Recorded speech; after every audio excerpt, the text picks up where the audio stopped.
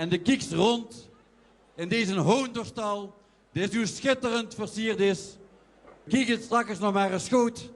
Als het hoogtepunt voorbij is, dan ziet je nog eens wat de entourage is geweest en waar alle commissies van Jocus eigenlijk aan hebben gewerkt om het mooiste te laten zien. Door de oren struimt het bloed van oerbekende Venlose families. Als Dreesban zien ze verknocht en vergroeid met de Venlose vastelovend. Sportief, handveerdig en formidabel balveerdig. Ze zien bedreven en gaan eraan wie blugger als het geit om remi-demi te maken. Binnen het Jokersriek, maar ook wiedeweg, op podia zingen zij en brengen zij de Venlose liedjes. Ze brengen dat voor Nappes. Nummer 1 is een man die van Hoezoet heeft meegekregen dat ze het beste alles zelf kunt doen. Hij heeft ondernemersdurf en excelleert in techniek en handel. En een sterspeler ooit bij Wieke Jordans achter de piano. Een fijn preuver bij Cuisine Cultivé Populair de Limburg. En een aimabele, formidabele Venloneer. Dames en heren, adjudant nummer 1, de heer Paul Kusters.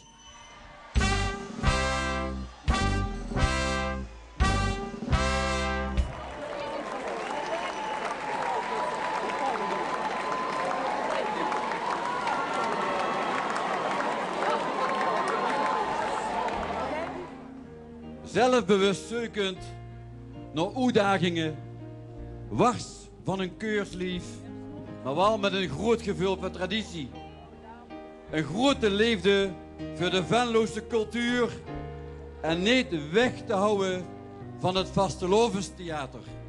Leef Jokers en Jokersinnen, Alprins bij L'Oréal, initiator en organisator van Nappes op de Vim en Nappes op de Proms, den heer Joep Schoeren.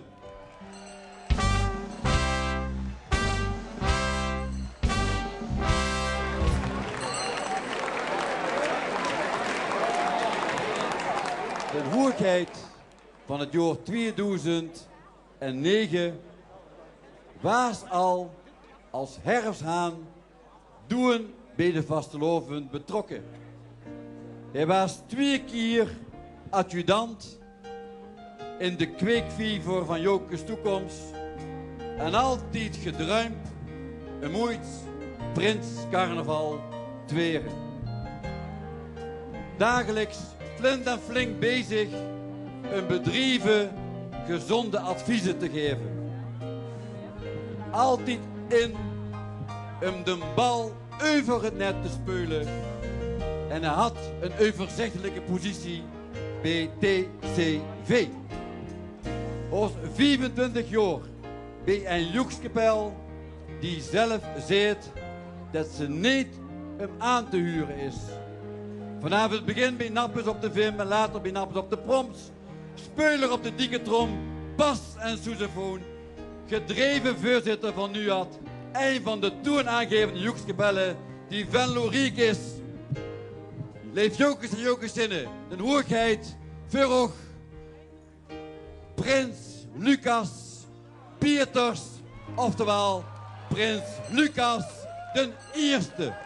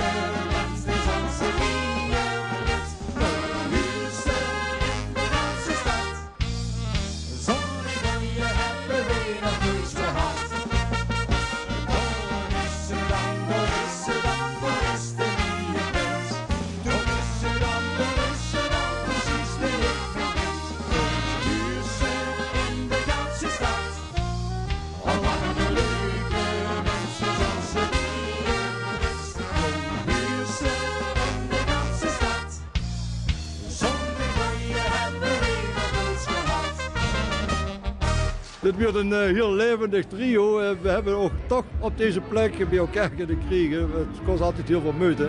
Wilt je je ook toch heel even voorstellen aan Venlo, aan Groot Venlo? Dat wil ik met alle plezier. Ik ben Lucas Pieters, de man die af en toe door het Wilhelminapark loopt. 53 jaar oud, getrouwd met Mariet, vader van 3 kinderen en schoonvader van een levensschoondochter. Een adjudant aan mijn rechterkant. Ik ben Joep Schoeren, adjudant gelukkig van hoe ik heet, Lucas. Getrouwd, 46 jaar, getrouwd met Gerry. Vader van 2 kinderen en 2 schoondochters erop bij. Ik ben Paul Kusters, ik ben 50 jaar. 50 jaar geleden geboren op de Stalbergweg. 15 jaar al getrouwd met Sil, ook een echt Venlosmeidje. Ik heb 2 kinderen. Onze Dennis is 12 en onze Nicky is 10 jaar oud. Hoogheid, G zelf en ook adjudanten zijn riegelijk voorzien van alles wat ik tot nu toe gehuurd heb. Wat is ook binding onderheen? Nou, ons binding is in feite de muziek en Nedermaan te huren. Joep, mijn compaan binnen Nedermaan te huren. Hij is de secretaris, ik mag voorzitter zien. Paul die ons altijd op een warme manier ondersteunt bij alle activiteiten die we willen doen. En dat is in feite ons binding. Op welke manier gaat Nedermaan te huren dit verwerken? Dat weten we niet. We hebben ze het net per brief medegedeeld. Dus we gaan het morgen wel huren. Ik denk dat het wel heel leuk wordt wat ze gaan doen. Maar op een of andere manier zullen ze het ons wel laten voelen. Ben ik bang. Je zit eigenlijk een beetje optie van Nedermaan te huren. Je ziet geen echte muzikant. Wie gaat dat eigenlijk weer? Hè?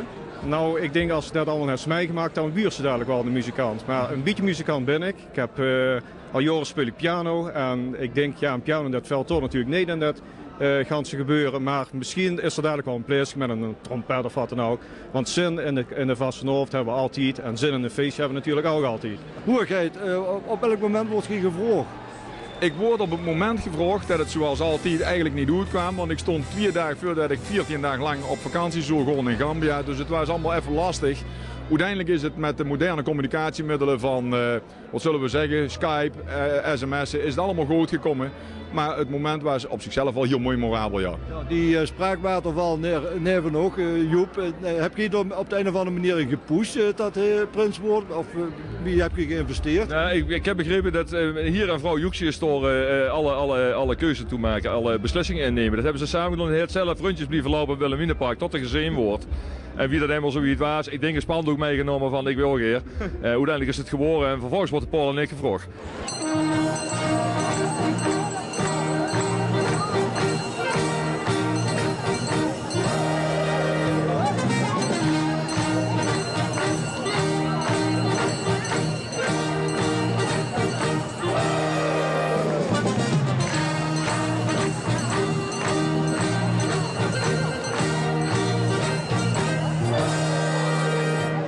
Iedere hoogheid zegt, Minjor, dat is het beste.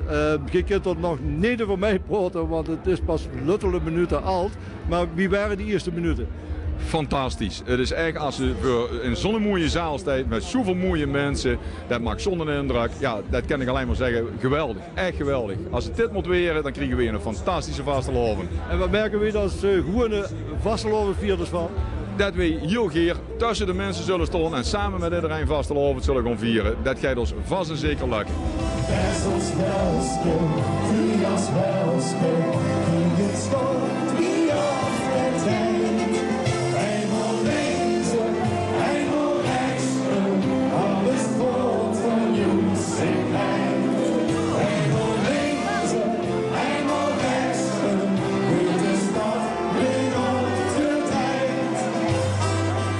In Den Haandorf en ook in de Maaspoort door reuzelde plezier wie confetti uit de lucht.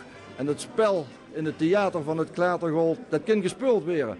Want alle hoofdrolspelers die zijn benoemd, zowel in Venlo als in Tegelen.